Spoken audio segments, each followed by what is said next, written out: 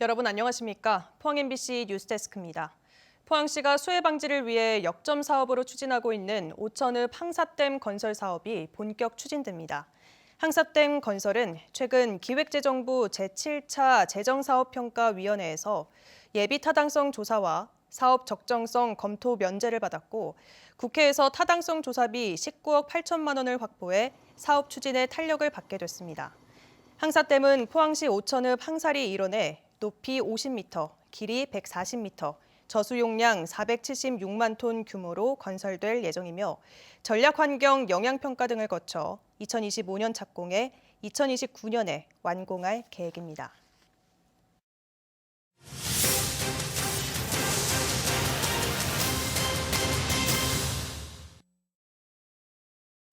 송년기획 되돌아본 2022년 순서입니다. 올 한 해 포스코는 갑작스런 지주사 전환으로 지역사회와 첨예한 갈등을 빚어왔습니다.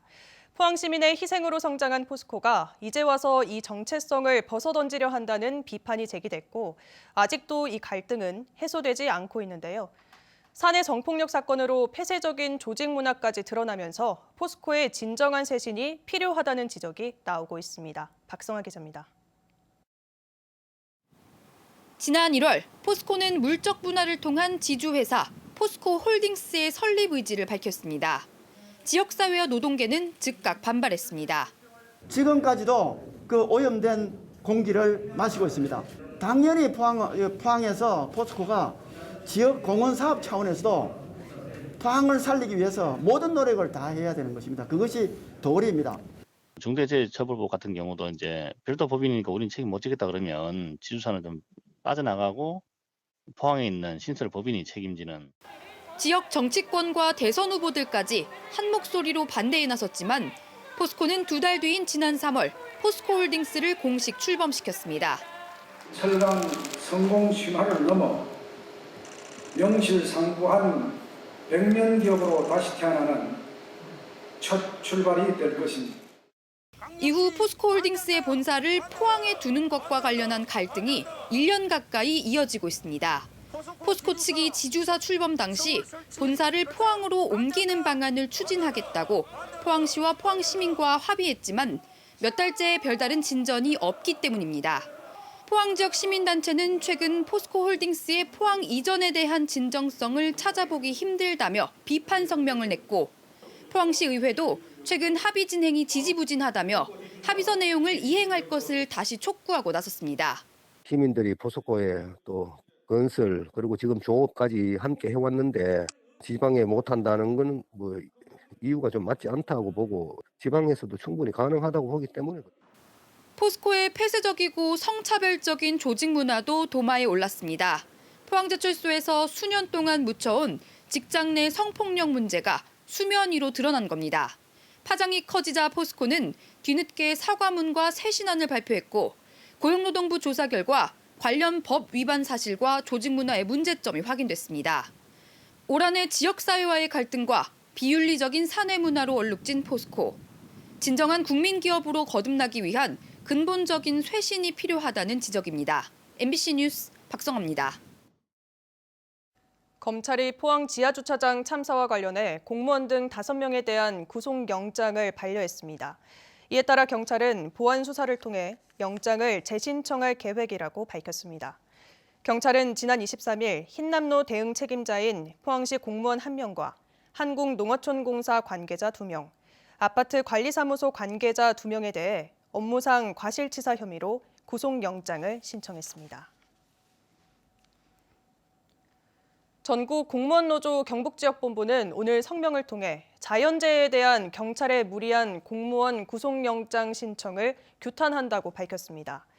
경북본부는 경찰의 이번 수사가 구색 맞추기, 희생양 찾기 우려가 있다면서 구속 수사를 강행하려는 것은 시민들의 안전을 위해 최선을 다해온 포항시 전 직원들의 사기를 꺾는 일이라고 주장했습니다.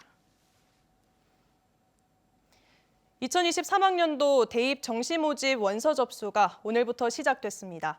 정시에서는 최대 3곳에 지원할 수 있는데요.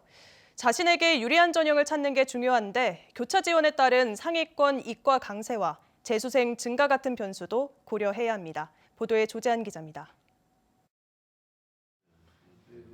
정시 원서 접수가 시작되면서 효과적인 지원 전략을 세우기 위한 상담이 한창입니다. 정시 모집 정원은 입학 정원의 22%지만 수시 2월 인원까지 합쳐지기 때문에 25% 정도를 정시에서 선발합니다. 가나다 군별로 한 번씩 모두 3곳에 지원할 수 있습니다.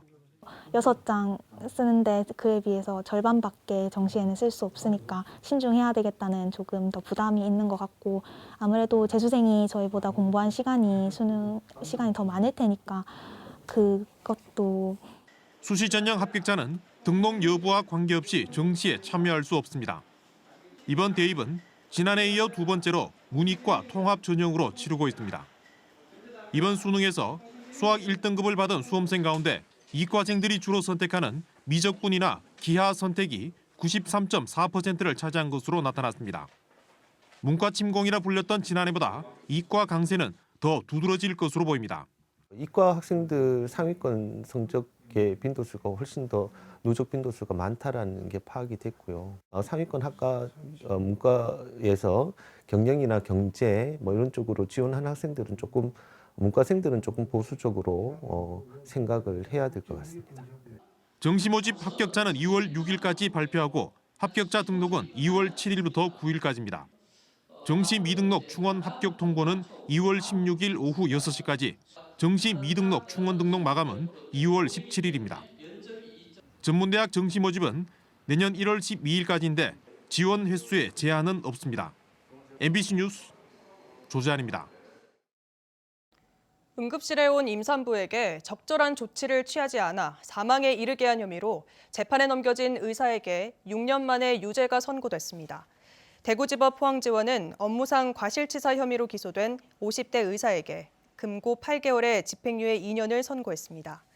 이 의사는 지난 2016년 포항의 한 병원 응급실에서 근무하던 중 복부 통증으로 방문한 임산부에게 적절한 조치를 취하지 않고 수액과 진통제 투여만 한 뒤 집으로 돌려보내 사망에 이르게 한 혐의를 재판에서 받고 있습니다.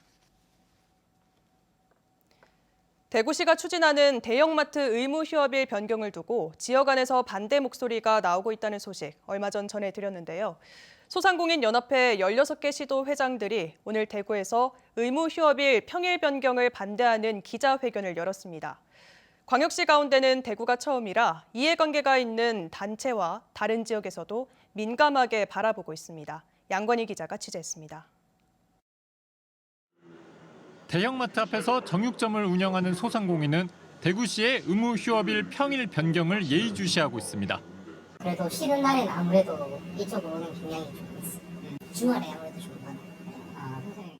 인근에서 청과와 야채, 수산물 등을 판매하는 소상공인도 매출이 줄지 않을까 걱정하고 있습니다. 휴무를 1월날 일단은 둘째 넷째 저희가 여기 놀 때하고 안 놀 때하고 매출 차이가 한 30% 정도 차이가 나요. 조금 상관이 괜찮다고 하는데 대형마트가 다 들어가 있잖아요. 근데 이 소상공인들이 좀 버티기는 많이 힘이 들죠. 이런 우려가 나오면서 소상공인연합회가 대구시청 앞에서 기자회견을 갖고 의무 휴업일 변경 추진을 규탄했습니다. 전국 16개 지역의 소상공인 연합회장들이 대구에 모였고 이들은 의무 휴업일 변경이 중소유통업의 숨통을 틔워주려는 관련법 의도를 무력화하고 골목 상권의 안전망을 무너뜨릴 것이라고 비판했습니다. 이게 잘못하면 우리가 조용히 있게 되면 전국으로 확산될 우려가 있습니다. 그래서 대구의 철회를 위한 것도 있지만 전기 확산을 방지하기 위해서 우리의 목소리를 전하고자 왔습니다. 서문시장 상가연합회와 소상공인연합회 등이 의무 휴업일 변경에 반대하고 협약단체들의 대표성에도 문제를 제기하자 대통령실은 대형마트 정책을 담당하는 산업정책비서관실에 상황 설명을 하고 검토를 요청했다고 밝혔습니다. 또 국무조정실을 통해 추가 협의할 것을 어제 대구시에 지시했습니다. 대구시는 서문시장 상가연합회, 소상공인연합회 등을 만나 의견을 나누고 이해를 구했지만 입장차만 확인하고 아직 이견을 좁히진 못했습니다. 한편 지난 19일 대구시와 8개 구군, 전국상인연합회 대구지회, 대구 동부, 중서부 슈퍼마켓 협동조합, 한국체인스토어협회가 대형마트 의무 휴업일 평일 전환 추진 협약을 맺은 바 있습니다. MBC 뉴스 양관입니다. 보건복지부가 전국의 408개 응급의료기관을 대상으로 한 평가에서 대구 경북에서는 A등급을 받은 곳이 7개 병원에 불과합니다.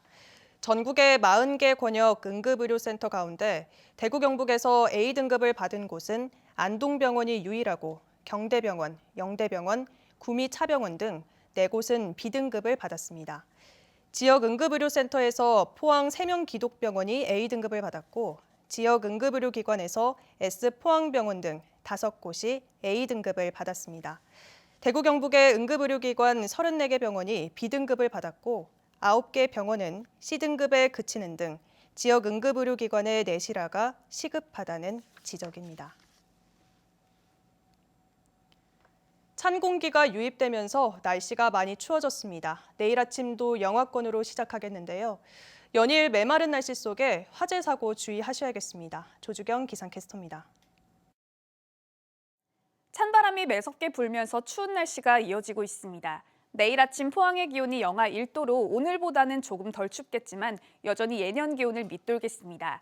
따뜻한 옷차림과 함께 목도리와 장갑 챙겨주시기 바랍니다. 연일 메마른 날씨가 이어지고 있습니다. 경북 동해안 전 지역에는 닷새째 건조특보가 발효 중입니다. 작은 불씨도 신경 써주시기 바랍니다. 한파에 더해서 울릉도와 독도에는 내일 새벽까지 눈이 내릴 텐데요. 예상되는 눈의 양은 1cm로 양은 적겠지만 내리는 눈이 얼어서 빙판길이 만들어질 수 있겠습니다. 이어서 자세한 내일 기온 보겠습니다. 내일 아침 기온은 오늘보다 1도에서 2도가량 높게 시작하겠습니다. 경주와 영덕, 울진이 영하 3도, 포항이 영하 1도로 시작하겠고요. 한낮 기온은 영덕이 5도, 포항과 경주, 울진이 6도까지 오르면서 낮 기온은 오늘과 비슷하거나 1도가량 오르는 곳이 있겠습니다. 울릉도와 독도에는 강풍특보가 발효 중입니다. 아침 기온 울릉도 1도, 독도 4도로 시작하겠고요. 한낮 기온은 울릉도 4도, 독도 6도까지 오르겠습니다. 동해 먼바다를 중심으로는 풍랑특보가 발효 중입니다. 물결은 전해상에서 최고 2.5m까지 일겠습니다. 이번 추위는 며칠 더 이어지다가 마지막 날인 토요일부터 차츰 풀리겠고요. 새해 첫날에도 주춤하겠습니다. 맑은 날씨가 이어지면서 해넘이와 해돋이가 선명하게 볼 수 있겠습니다. 날씨였습니다. 월성원전 인근 마을인 경주시 양남면 나아리 이장 후보들이 마을 자체 선거관리위원회를 경찰에 고소했다고 밝혔습니다. 이장 후보 3명은 마을 자체 선관위가 선거 과정에서 후보를 사퇴시키거나 투표인 수를 조작하는 등 부정 선거를 했다고 주장했습니다. 경주시 양남면 나아리에서는 한수원으로부터 받은 66억 원의 원전지원금 집행을 둘러싸고 주민 간 갈등을 빚어와 논란이 됐습니다. 포항시 장기면 개발자문위원회는 오늘 국방부와 국민권익위원회를 방문해 주민 동의 없는 사격 훈련은 절대 불가라는 입장을 담은 진정서를 접수했습니다. 주민들은 57년간 고통받은 심정을 헤아려 수성 사격장 문제에 대한 근본적인 해결 방안을 마련해달라고 촉구했습니다. 이 자리에 참여한 김병욱 국회의원은 수성 사격장 문제가 해결되기 위해서는 장기면 전체 주민 의견을 수렴해 대책을 마련해야 하며 수성 사격장에 대한 중장기적 로드맵을 제시해야 한다고 말했습니다.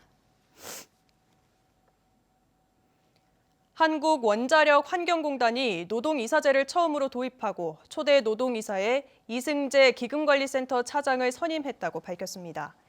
노동이사제는 노동자가 이사회에 참석해 주요 안건에 대해 의견을 제시하고 의사결정 과정에 참여하는 제도입니다.